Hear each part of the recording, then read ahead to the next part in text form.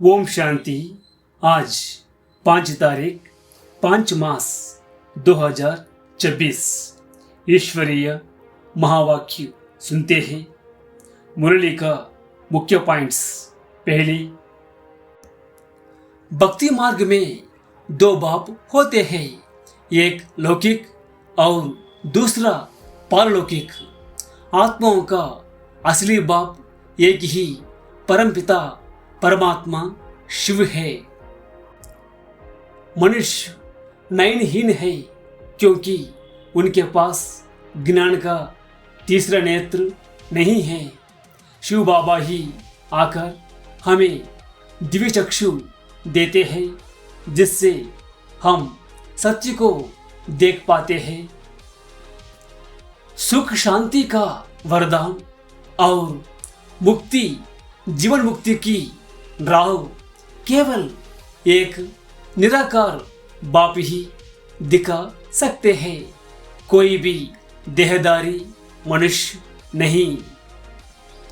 भारत ही पहले स्वर्ग था, सतो प्रधान था, जहां लक्ष्मी नारायण का राज्य था।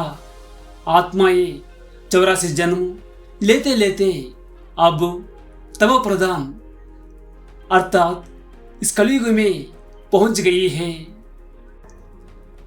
अगर स्वर्ग का अधिकारी बनना है तो देह अभिमान छोड़ देही अभिमानी बनना अनिवार्य है। आत्मा ही शरीर बदलती है, यह पक्का निश्चय करो। 5 विकार ही असली रावण है। द्वापर से रावण राज शुरू हुआ जिससे भारत कंगाल बना। अब इन विकारों को दान में देकर पावन बनना है। पावन बनने की एकमात्र युक्ति मुझ अल्फ को याद करो। याद से ही आत्मा की खाद अर्थात पाप जलेगी और आत्मा पवित्र बनेगी।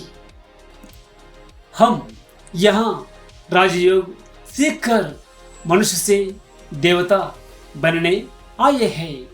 यह सच्चा ज्ञान केवल ज्ञान का सागर बाप ही दे सकते हैं। रावण के ग्रहण से छूटने के लिए 5 विकारों का दान देना है। प्रतिज्ञा करो कि हम कभी विकार के वश नहीं होंगे। ड्रामा के ज्ञान को जीवन में धारण कर अचल अडोल रहना है। हर सीन को साक्षी होकर देखने से ही हम पास विद ऑनर बन सकेंगे। ओम शांति।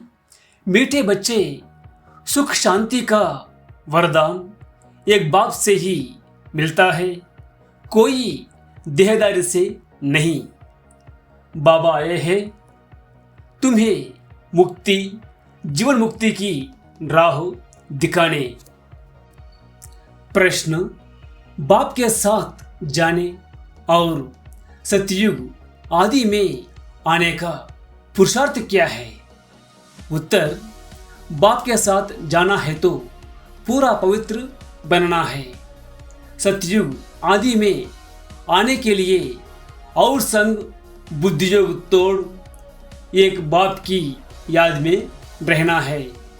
आत्मा अभिमानी जरूर बनना है।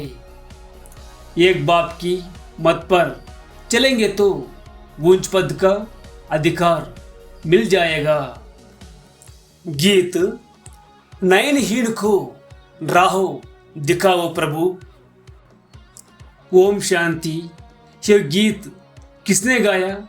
बच्चों ने, क्योंकि बाप तो एक ही है, उसको ही रचयिता कहा जाता है। रचना रचयिता को पुकारती है। बाबा ने समझाया है कि भक्ति मार्ग में तो तुमको 2 बाप है, एक लौकिक दूसरा पारलौकिक। सभी आत्माओं का बाप एक ही है। एक बाप होने से सभी आत्माएं अपने को ब्रदर्स कहते हैं, उस बाप को पुकारते हैं। वो गॉड फादर, वो परमपिता, रहम करो, क्षमा करो, भक्तों का रक्षक एक भगवान ही है।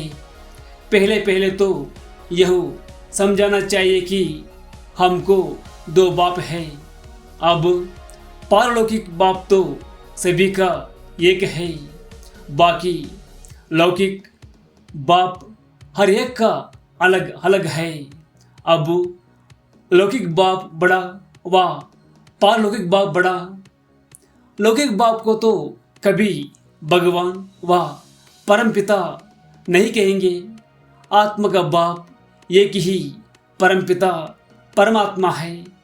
आत्मा का नाम कभी बदलता नहीं है, शरीर का नाम बदलता है। आत्मा भिन्न भिन्न शरीर ले पार्ट बजाती है, अर्थात पुनर्जन्म लेती है।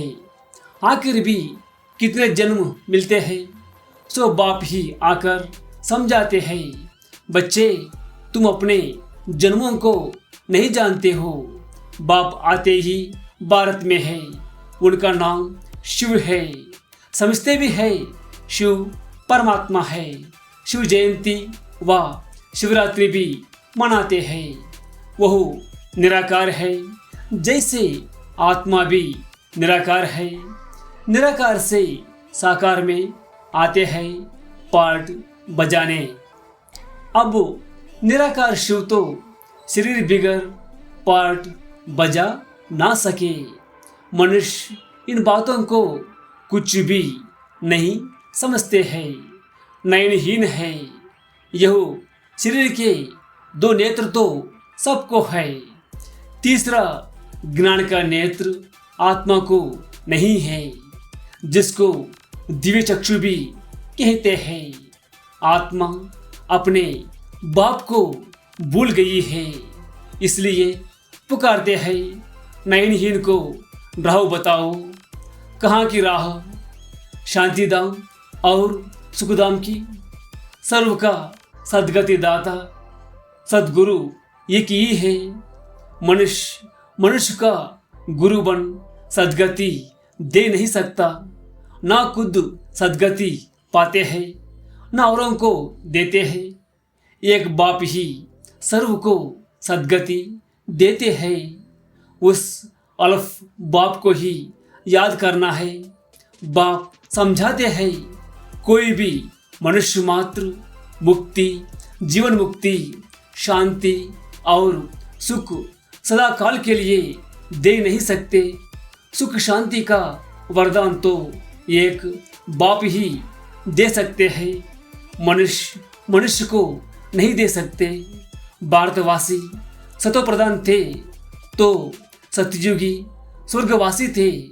आत्मा पवित्र थी, भारत को स्वर्ग कहा जाता है, जबकि आत्माएं पवित्र सतो प्रधान थी। तुम जानते हो बरोबर आज से 5000 वर्ष पहले भारत स्वर्ग सतो प्रधान था। इन लक्ष्मी नारायण का राज्य था। अभी कलयुग का भी अंत है, इसको नरक कहा जाता है।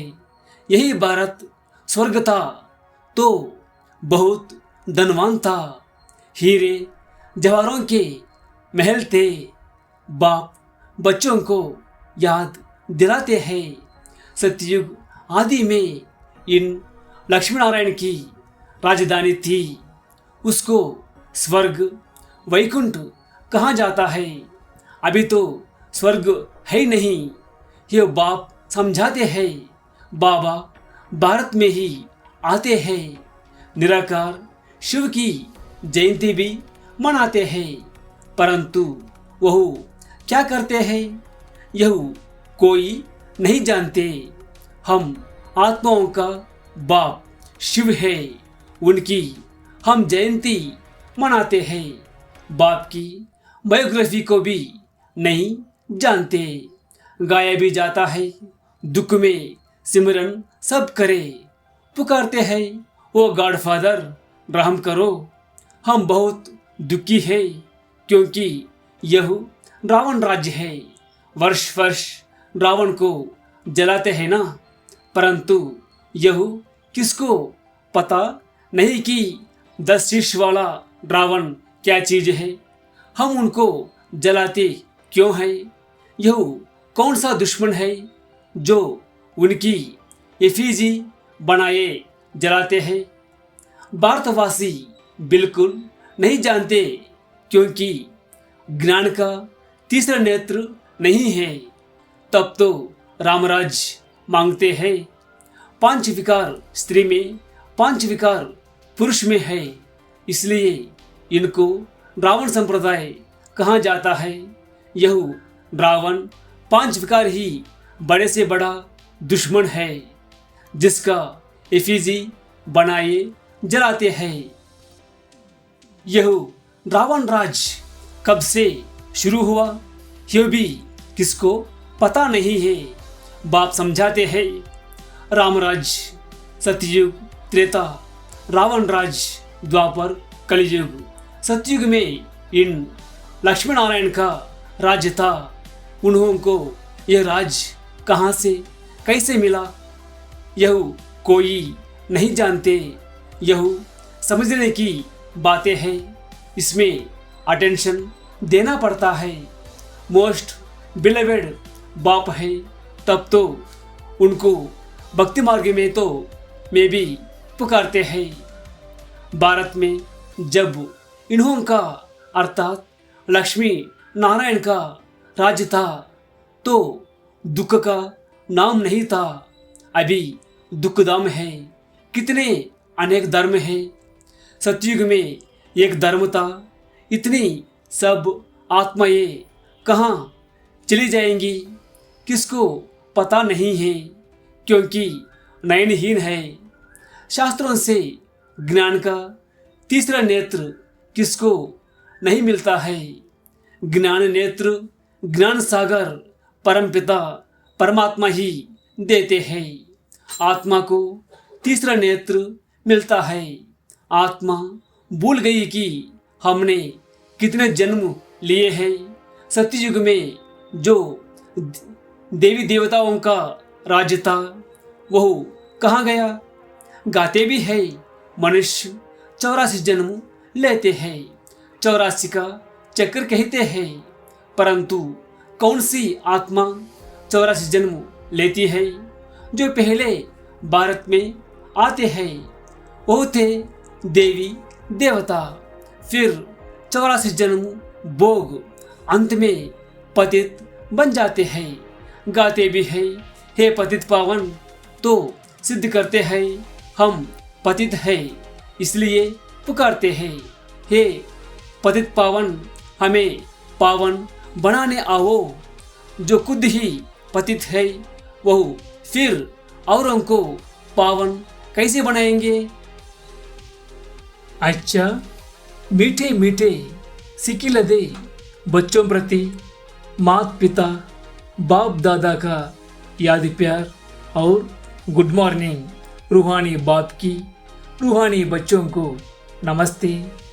हम सभी रूहानी बच्चों की रूहानी माता पिता बाप दादा को याद प्यार और नमस्ते।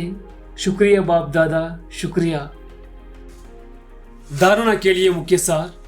पहली, बाप जो नॉलेज देते हैं उसे पूरा अटेंशन देकर पढ़ना है। ज्ञान के तीसरे नेत्र से अपने 84 जन्मों को जान अब अंतिम जन्म में पावन बनना है। दूसरी, रावण के श्राप से बचने के लिए एक बाप की याद में रहना है। 5 विकारों का दान देना है। एक बाप की मत पर चलना है। वरदान, ताज और तिलक को धारण कर बाप दादा के मददगार बनने वाले दिल तख्त नशीन भव। जब कोई तख्त पर बैठता है तो तिलक और ताज उनकी निशानी होती है। ऐसे जो दिल तख्त नशीन है, उनके मस्तक पर सदैव अविनाशी आत्मा की स्थिति का तिलक दूर से ही चमकता हुआ नजर आता है। सर्व आत्माओं के कल्याण की शुभ भावना उनके नयनों से व मुखड़े से दिखाई देती है। उनका हर संकल्प, वचन और कर्म बात के समान होता है। स्लोगन: सरल याद के लिए सरलता का गुण धारण करो, संस्कारों को सरल बनाओ। अव्यक्त इशारे: सदा अचल अडोल एक रस स्थिति का अनुभव करो। जिसको ड्रामा के ज्ञान की शक्ति प्रैक्टिकल जीवन में धारण है, वह कभी भी हलचल में नहीं आ सकते। सदा एक रस अचल अडोल बनने और बनाने की विशेष शक्ति यह ड्रामा की पॉइंट है। इसे शक्ति के रूप में धारण करने वाले कभी हार नहीं खा सकते। इस कल्याणकारी ड्रामा की हर सीन में कोई न कोई कल्याण समाया हुआ है। धैर्यवत बन साक्षी हो देखने का अभ्यास करो तो अचल अडोल रहेंगे। प्यारे भाई बहनों, यह ईश्वरीय ज्ञान जन जन तक पहुंचाने के लिए और इस सेवा को निरंतर जारी रखने के लिए आपके सहयोग की आवश्यकता है। यदि आप इस ज्ञान गंगा को दूसरों तक पहुंचाने में भागीदार बनना चाहते हैं तो कृपया नीचे दिए गए QR कोड को स्कैन करके या फोन पे के माध्यम से अपना बहुमूल्य योगदान दे सकते हैं। सहयोग के लिए धन्यवाद। ओम शांति।